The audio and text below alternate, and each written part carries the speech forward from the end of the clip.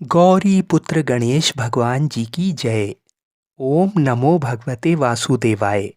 प्रिय भक्तजनों, आज माघ मास का गुरुवार है। जैसा कि आप सभी जानते हैं कि माघ का महीना भगवान श्री लक्ष्मी नारायण जी को अत्यधिक प्रिय है। तो ऐसे में माघ के महीने में पड़ने वाला गुरुवार बहुत ही चमत्कारी होता है। जैसा कि आप सभी लोग जानते हैं कि बृहस्पतिवार का व्रत रखने और इसकी कथा को सुनने से विवाह में आने वाली रुकावटें दूर होती हैं, आर्थिक स्थिति सुधरती है, मान सम्मान, धन विद्या, प्रतिष्ठा मिलती है। सच्चे मन से जो भी इस कथा को सुनता है उसकी सभी मनोकामनाएं पूरी होती हैं। घर में सुख समृद्धि बनी रहती है। बृहस्पतिवार को व्रत रखने से भगवान विष्णु, देवगुरु बृहस्पति और माँ लक्ष्मी की कृपा मिलती है। तो आज माघ के महीने में मैं आपको गुरुवार की ऐसी चमत्कारी कथा को सुना रहा हूँ जिससे बताई गई सभी मनोकामनाएं पूरी होंगी। किंतु आपको इस कथा को पूरा सुनना पड़ेगा।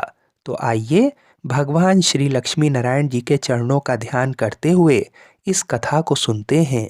भारतवर्ष में एक प्रतापी और दानी राजा राज्य करता था। वह नित्य गरीबों और ब्राह्मणों की सहायता करता था। ये बात उसकी रानी को अच्छी नहीं लगती थी। वह न गरीबों को दान देती, न ही भगवान का पूजन करती थी और राजा को भी दान देने से मना किया करती थी। एक दिन राजा शिकार खेलने वन को गए हुए थे, तो रानी महल में अकेले थी। उसी समय बृहस्पति देव साधु वेश में राजा के महल में भिक्षा के लिए गए और भिक्षा मांगी तो रानी ने भिक्षा देने से इनकार किया और कहा, हे साधु महाराज, मैं तो दान पुण्य से तंग आ गई हूँ। मेरा पति सारा धन लुटाते रहता है। मेरी इच्छा है कि हमारा सारा धन नष्ट हो जाए, फिर ना रहेगा बांस ना बजेगी बांसुरी। साधु ने कहा, देवी तुम तो बड़ी विचित्र हो। धन संतान तो सभी चाहते हैं, पुत्र और लक्ष्मी तो पापी के घर में भी होने चाहिए। यदि तुम्हारे पास अधिक धन है तो भूखों को भोजन दो, प्यासों के लिए प्याऊ लगवाओ, मुसाफिरों के लिए धर्मशालाएं खुलवाओ। तो जो निर्धन अपनी कुंवारी कन्याओं का विवाह नहीं कर सकते हैं उनका विवाह करा दो। ऐसे और कई काम हैं जिनको करने से तुम्हारा यश लोक परलोक में फैलेगा। परंतु रानी पर उपदेश का कोई भी प्रभाव ना पड़ा। वह बोली, महाराज आप मुझे कुछ ना समझाइए। मैं ऐसा धन नहीं चाहती जो हर जगह बांटती फिरूं। साधु ने उत्तर दिया, यदि तुम्हारी ऐसी इच्छा है तो तथास्तु। तुम ऐसा करना कि बृहस्पतिवार को घर लीप कर पीली मिट्टी से अपना सिर धोकर स्नान करना, भट्टी चढ़ाकर कपड़े धोना। ऐसा करने से आपका सारा धन नष्ट हो जाएगा। इतना कहकर वह साधु महाराज वहां से चल दिए। साधु के अनुसार कही बातों को पूरा करते हुए रानी को केवल 3 बृहस्पतिवार ही बीते थे कि समस्त धन संपत्ति नष्ट हो गई। भोजन के लिए राजा का परिवार तरसने लगा। तब एक दिन राजा ने रानी से बोला कि हे रानी, तुम यहीं रहो, मैं दूसरे देश को जाता हूँ, क्योंकि यहाँ पर सभी लोग मुझे जानते हैं, इसलिए मैं कोई छोटा कार्य नहीं कर सकता। ऐसा कहकर राजा परदेश चला गया। वहाँ वह जंगल से लकड़ी काट कर लाता और शहर में बेचता। इस तरह वह अपना जीवन व्यतीत करने लगा। इधर राजा के परदेश जाते ही रानी और दासी दुखी रहने लगें। एक बार जब रानी और दासी को 7 दिन तक बिना भोजन के रहना पड़ा तो रानी ने अपनी दासी से कहा, हे दासी, पास ही के नगर में मेरी बहन रहती है, वह बड़ी धनवान है। तू उसके पास जा और कुछ ले आ, ताकि थोड़ी बहुत गुजर बसर हो जाए। दासी रानी के बहन के पास गई। उस दिन गुरुवार था और रानी की बहन उस समय बृहस्पतिवार व्रत की कथा सुन रही थी। दासी ने रानी की बहन को अपनी रानी का संदेश दिया, लेकिन रानी की बड़ी बहन ने कोई उत्तर नहीं दिया। जब दासी को रानी की बहन से कोई उत्तर नहीं मिला तो वह बहुत दुखी हुई और उसे क्रोध भी आया। दासी ने वापस आकर रानी को सारी बात बता दी। ये सुनकर रानी ने अपने भाग्य को कोसा। उधर रानी की बहन ने सोचा कि मेरी बहन की दासी आई थी, परंतु मैं उससे नहीं बोली, इससे वह बहुत दुखी हुई होगी। कथा सुनकर और पूजन समाप्त करके वह अपनी बहन के घर आई और कहने लगी, हे बहन, मैं बृहस्पतिवार का व्रत कर रही थी। तुम्हारी दासी मेरे घर आई थी, परंतु जब तक कथा होती तब तक ना तो उठते हैं और ना ही बोलते हैं, इसलिए मैं कुछ नहीं बोली। कहो, दासी क्यों आई थी? रानी बोली, बहन, तुमसे क्या छुपाऊं, हमारे घर में खाने तक को अनाज नहीं था। ऐसा कहते कहते रानी की आंखें भर आईं। उसने दासी समेत पिछले 7 दिनों से भूखे रहने तक की बात अपनी बहन को विस्तार पूर्वक सुना दी। रानी की बहन बोली, देखो बहन, भगवान बृहस्पति देव सबकी मनोकामनाओं को पूर्ण करते हैं। देखो, शायद तुम्हारे घर में अनाज रखा हो। पहले तो रानी को विश्वास नहीं हुआ, पर बहन के आग्रह करने पर उसने अपनी दासी को अंदर भेजा तो उसे सचमुच अनाज से भरा एक घड़ा मिल गया।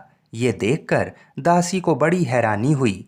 दासी रानी से कहने लगी, हे रानी, जब हमको भोजन नहीं मिलता तो हम व्रत ही तो करते हैं, इसलिए क्यों ना इनसे व्रत और कथा की विधि पूछ ली जाए ताकि हम भी व्रत कर सकें।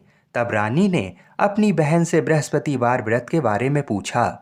उसकी बहन ने बताया, बृहस्पतिवार के व्रत में चने की दाल और मुनक्का से भगवान विष्णु का केले की जड़ में पूजन करें तथा दीपक जलाएं, व्रत कथा सुने और पीला भोजन ही करें।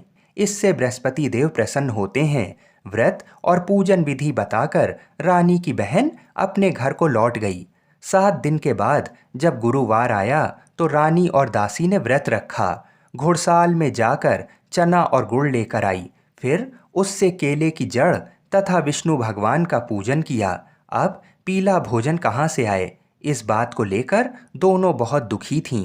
चूंकि उन्होंने व्रत रखा था, इसलिए बृहस्पति देव उनसे प्रसन्न थे। इसलिए वे एक साधारण व्यक्ति का रूप धरकर 2 थालों में सुंदर पीला भोजन दासी को दे गए। भोजन पाकर दासी प्रसन्न हुई और फिर रानी के साथ मिलकर भोजन को ग्रहण किया। उसके बाद वे सभी गुरुवार को व्रत और पूजन करने लगीं। बृहस्पति देव भगवान की कृपा से उनके पास फिर से धन संपत्ति आ गई, परंतु रानी फिर से पहले की तरह आलस्य करने लगी। तब दासी बोली, देखो रानी, तुम पहले भी इस प्रकार आलस्य करती थी, तुम्हें धन रखने में कष्ट होता था, इस कारण सभी धन नष्ट हो गया, और अब जब भगवान बृहस्पति देव की कृपा से धन मिला है तो तुम्हें फिर से आलस्य होता है। रानी को समझाते हुए दासी कहती है कि बड़ी मुसीबतों के बाद हमने ये धन पाया है, इसलिए हमें दान पुण्य करना चाहिए, भूखे मनुष्यों को भोजन कराना चाहिए और धन को शुभ कार्यों में खर्च करना चाहिए, जिससे तुम्हारे कुल का यश बढ़ेगा, स्वर्ग की प्राप्ति होगी और पितृ प्रसन्न होंगे। दासी की बात मानकर रानी अपना धन शुभ कार्यों में खर्च करने लगी, जिससे पूरे नगर में उसका यश फैलने लगा। बृहस्पतिवार व्रत कथा के बाद श्रद्धा के साथ आरती की जानी चाहिए। इसके बाद प्रसाद बांटकर उसे ग्रहण करना चाहिए। एक दिन राजा दुखी होकर जंगल में एक पेड़ के नीचे आसन जमाकर बैठ गया। वह अपनी दशा को याद करके व्याकुल होने लगा। बृहस्पतिवार का दिन था। एकाएक उसने देखा कि निर्जन वन में एक साधु प्रकट हुए। वह साधु वेश में स्वयं बृहस्पति देवता थे। लकड़हारे के सामने जाकर बोले, हे लकड़हारे, इस सुनसान जंगल में तू चिंता मग्न क्यों बैठा है? लकड़हारे ने दोनों हाथ जोड़कर प्रणाम किया और उत्तर दिया, महात्मा जी, आप सब कुछ जानते हैं, मैं क्या कहूँ। ये कहकर रोने लगा और साधु को अपनी आत्मकथा सुनाई। महात्मा जी ने कहा, तुम्हारी स्त्री ने बृहस्पति के दिन बृहस्पति भगवान का निरादर किया है, जिसके कारण रुष्ट होकर उन्होंने तुम्हारी ये दशा कर दी है। अब तुम चिंता को दूर करके मेरे कहने पर चलो तो तुम्हारे सब कष्ट दूर हो जाएंगे और भगवान पहले से भी अधिक संपत्ति तुम्हें देंगे। तुम बृहस्पति के दिन कथा किया करो। 2 पैसे के चने मुनक्का लाकर उसका प्रसाद बनाओ और शुद्ध जल से लोटे में शक्कर मिलाकर अमृत तैयार करो।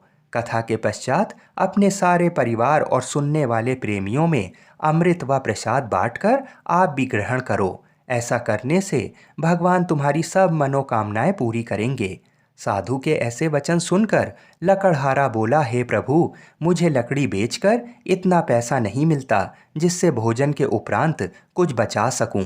मैंने रात्रि में अपनी स्त्री को व्याकुल देखा है। मेरे पास कुछ भी नहीं जिससे मैं उसकी खबर मंगा सकूं। साधु ने कहा, हे लकड़हारे, तुम किसी बात की चिंता मत करो। बृहस्पति के दिन तुम रोजाना की तरह लकड़ियां लेकर शहर को जाओ। तुमको रोज से दुगना धन प्राप्त होगा, जिससे तुम भली भांति भोजन कर लोगे तथा बृहस्पति देव की पूजा का सामान भी आ जाएगा। इतना कहकर साधु अंतर ध्यान हो गए। धीरे धीरे समय व्यतीत होने पर फिर वही बृहस्पतिवार का दिन आया। लकड़हारा जंगल से लकड़ी काटकर किसी शहर में बेचने गया। उसे उस दिन और दिन से अधिक पैसा मिला। राजा ने चना गुड़ आदि लाकर गुरुवार का व्रत किया। उस दिन से उसके सभी कलेश दूर हुए। परंतु जब दोबारा गुरुवार का दिन आया तो बृहस्पतिवार का व्रत करना भूल गया। इस कारण बृहस्पति भगवान नाराज हो गए। उस दिन उस नगर के राजा ने विशाल यज्ञ का आयोजन किया तथा शहर में ये घोषणा करा दी कि कोई भी मनुष्य अपने घर में भोजन ना बनावे, ना आग जलावे। समस्त जनता मेरे यहाँ भोजन करने आए। इस आज्ञा को जो नहीं मानेगा उसे फांसी की सजा दी जाएगी। इस तरह की घोषणा संपूर्ण नगर में करवा दी गई। राजा की आज्ञा अनुसार शहर के सभी लोग राजा की आज्ञा अनुसार शहर के सभी लोग भोजन करने गए, लेकिन लकड़हारा कुछ देर से पहुंचा। इसलिए राजा उसको अपने साथ घर लिवा ले गए और वहां ले जाकर भोजन करा रहे थे तो रानी की दृष्टि उस खूंटी पर पड़ी जिस पर उसका हार लटका हुआ था। वह वहां पर दिखाई नहीं दिया। रानी ने निश्चय किया कि मेरा हार इस मनुष्य ने चुरा लिया है। उसी समय सिपाहियों को बुलाकर उसको कारागार में डलवा दिया।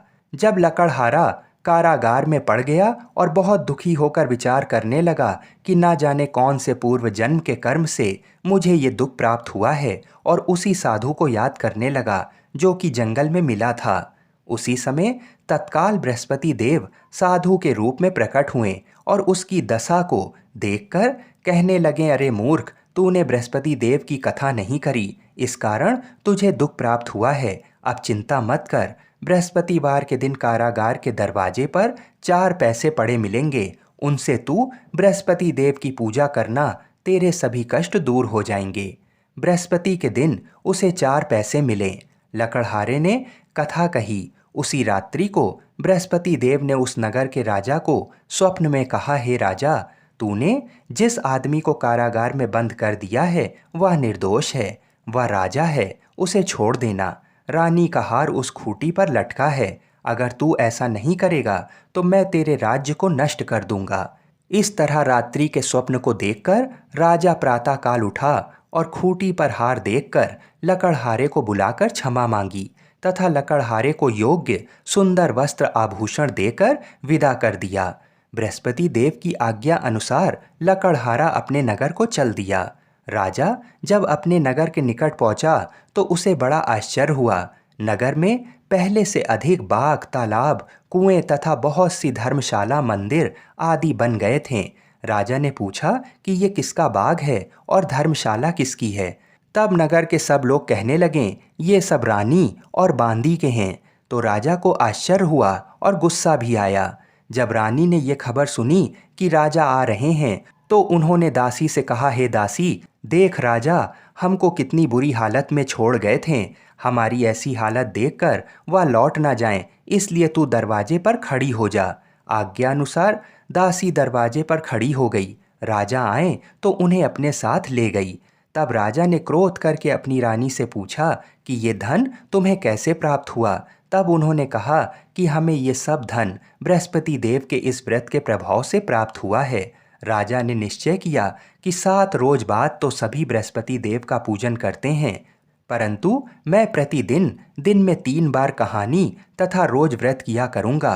अब हर समय राजा के दुपट्टे में चने की दाल बंधी रहती तथा दिन में 3 बार कहानी कहता। एक रोज राजा ने विचार किया कि चलो अपनी बहन के यहाँ हो आएं। इस तरह निश्चय कर राजा घोड़े पर सवार हो अपनी बहन के यहाँ को चला गया। मार्ग में उसने देखा कि कुछ आदमी एक मुर्दे को लेकर जा रहे हैं। उन्हें रोककर राजा कहने लगे, अरे भाइयों, मेरी बृहस्पति देव की कथा सुन लो। वे बोले, लो, हमारा तो आदमी मर गया है, इसको अपनी कथा की पड़ी है। परंतु कुछ आदमी बोले, अच्छा कहो, हम तुम्हारी कथा भी सुनेंगे। राजा ने दाल निकाली और जब कथा आधी हुई थी कि मुर्दा हिलने लगा, और जब कथा समाप्त हो गई तो राम राम करके मनुष्य उठकर खड़ा हो गया। आगे मार्ग में उसे एक किसान खेत में हल चलाता मिला। राजा ने उसे देख और उससे बोला, अरे भैया, तुम मेरी बृहस्पतिवार की कथा सुन लो। किसान बोला, जब तक मैं तेरी कथा सुनूंगा तब तक 4 हरैया खेत जोत लूंगा। जा अपनी कथा किसी और को सुनाना। इस तरह राजा आगे चलने लगा। राजा के हटते ही बैल पछाड़ खाकर गिर गए तथा किसान के पेट में बड़ी जोर का दर्द होने लगा। उस समय उसकी माँ रोटी लेकर आई। उसने जब ये देखा तो अपने पुत्र से सब हाल पूछा और बेटे ने सभी हाल कह दिया। तो बुढ़िया दौड़ी दौड़ी उस घुड़सवार के पास गई और उससे बोली कि मैं तेरी कथा सुनूंगी, तू अपनी कथा मेरे खेत पर चलकर ही कहना। राजा ने बुढ़िया के खेत में जाकर कथा कही, जिसके सुनते ही वह बैल उठ खड़े हुए तथा किसान के पेट का दर्द भी बंद हो गया। राजा अपनी बहन के घर पहुंच गया। बहन ने भाई की खूब मेहमानी की। दूसरे रोज प्रातःकाल राजा जागा तो वह देखने लगा कि सब लोग भोजन कर रहे हैं। राजा ने अपनी बहन से कहा, ऐसा कोई मनुष्य है जिसने भोजन नहीं किया हो? मेरी बृहस्पतिवार की कथा सुन ले। बहन बोली, हे भैया, ये देश ऐसा ही है कि पहले यहाँ लोग भोजन करते हैं, बाद में अन्य काम करते हैं। अगर कोई पड़ोस में हो तो देख आओ। वह ऐसा कहकर देखने चली गई, परंतु उसे कोई ऐसा व्यक्ति नहीं मिला जिसने भोजन ना किया हो। अतः वह एक कुम्हार के घर गई जिसका लड़का बीमार था। उसे मालूम हुआ कि उनके यहाँ 3 रोज से किसी ने भोजन नहीं किया है। रानी ने अपने भाई की कथा सुनने के लिए कुम्हार से कहा और वह तैयार हो गया। राजा ने जाकर बृहस्पतिवार की कथा कही, जिसको सुनकर उसका लड़का ठीक हो गया। अब तो राजा की प्रशंसा होने लगी। एक रोज राजा ने अपनी बहन से कहा कि हे बहन, हम अपने घर को जाएंगे, तुम भी तैयार हो जाओ। राजा की बहन ने अपनी सास से कहा। सास ने कहा, हाँ चली जाओ, परंतु अपने लड़के को मत ले जाना, क्योंकि तेरे भाई की कोई औलाद नहीं है। बहन ने अपने भैया से कहा, हे भैया, मैं तो चलूंगी, पर कोई बालक नहीं आएगा। राजा बोला, जब कोई बालक नहीं चलेगा तब तुम ही क्या करोगी? बड़े दुखी मन से राजा अपने नगर को लौट आया। राजा ने अपनी रानी से कहा, हम निर्वंशी हैं, हमारा मुंह देखने का धर्म नहीं है और कुछ भोजन आदि नहीं किया। रानी बोली, हे प्रभु, बृहस्पति देव ने हमें सब कुछ दिया है, वह हमें औलाद अवश्य देंगे। उसी रात को बृहस्पति देव ने राजा से स्वप्न में कहा, हे राजा, उठ, सभी सोच त्याग दे, तेरी रानी गर्भ से है। राजा को ये बात सुनकर बड़ी खुशी हुई। 9वें महीने में रानी के गर्भ से एक सुंदर पुत्र पैदा हुआ। तब राजा बोला, हे रानी, स्त्री बिना भोजन के रह सकती है, पर बिना कहे नहीं रह सकती। जब मेरी बहन आवे तो तुम उससे कुछ कहना मत। रानी ने सुनकर हाँ कर दिया। जब राजा की बहन ने ये शुभ समाचार सुना तो वह बहुत खुश हुई तथा बधाई लेकर अपने भाई के यहाँ आई। तभी रानी ने कहा, घोड़ा चढ़कर तो नहीं आई, गधा चढ़ी आई। राजा की बहन बोली, भाभी, मैं इस प्रकार ना कहती तो तुम्हें औलाद कैसे मिलती? बृहस्पति देव ऐसे ही हैं, जैसे जिसके मन में कामनाएं हैं सभी को पूर्ण करते हैं। जो सद्भावना पूर्वक बृहस्पतिवार का व्रत करता है एवं कथा पढ़ता है अथवा सुनता है, दूसरों को सुनाता है, बृहस्पति देव उसकी सभी मनोकामना पूर्ण करते हैं। भगवान बृहस्पति देव उसकी सदैव रक्षा करते हैं। संसार में जो मनुष्य सद्भावना से भगवान जी का पूजन व्रत सच्चे हृदय से करते हैं तो उनकी सभी मनोकामनाएं पूर्ण करते हैं। जैसी सच्ची भावना से रानी और राजा ने उनकी कथा का गुणगान किया तो उनकी सभी इच्छाएं बृहस्पति देव जी ने पूरी की। इसलिए पूर्ण कथा सुनने के बाद प्रसाद लेकर जाना चाहिए। हृदय से उसका मनन करते हुए जयकारा बोलना चाहिए। बोलो बृहस्पति देव की जय। बोलिए श्री लक्ष्मी नारायण भगवान की जय। बोलिए भगवान विष्णु की जय। बोलिए श्री राधा कृष्ण भगवान की जय। बोलिए श्री तुलसी शालिग्राम की जय। जय जय श्री राधे। आइए अब मनोकामनाओं को पूरी करने वाली बृहस्पति देव जी की कथा को सुनते हैं। प्राचीन काल में एक ब्राह्मण रहता था। वह बहुत निर्धन था। उसके कोई संतान नहीं थी। उसकी स्त्री बहुत मलिनता के साथ रहती थी। वह ना तो स्नान करती, ना किसी देवता का पूजन करती थी। इससे ब्राह्मण देवता बड़े दुखी थे। बेचारे बहुत कुछ कहते थे, किंतु उसका कुछ परिणाम नहीं निकलता था। भगवान की कृपा से ब्राह्मण की स्त्री के कन्या रूपी रत्न पैदा हुआ। कन्या बड़ी होने पर प्रातः स्नान करके विष्णु भगवान का जाप व बृहस्पतिवार का व्रत करने लगी। अपने पूजन पाठ को समाप्त करके विद्यालय जाती तो अपनी मुट्ठी में जौ भर कर ले जाती और पाठशाला के मार्ग में डालती जाती। जब वह पाठशाला से लौटती तो ये जौ स्वर्ण के हो जाते थे और वह लौटते समय उनको बीनकर घर ले जाती थी।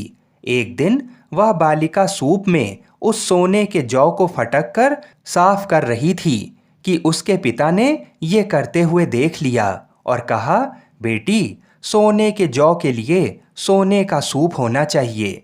दूसरे दिन बृहस्पतिवार था। इस कन्या ने बृहस्पतिवार का व्रत रखा और बृहस्पति देव से प्रार्थना करके कहा, मैंने आपकी पूजा सच्चे मन से की हो तो मेरे लिए सोने का सूप दे दो। बृहस्पति देव ने उसकी प्रार्थना स्वीकार कर ली।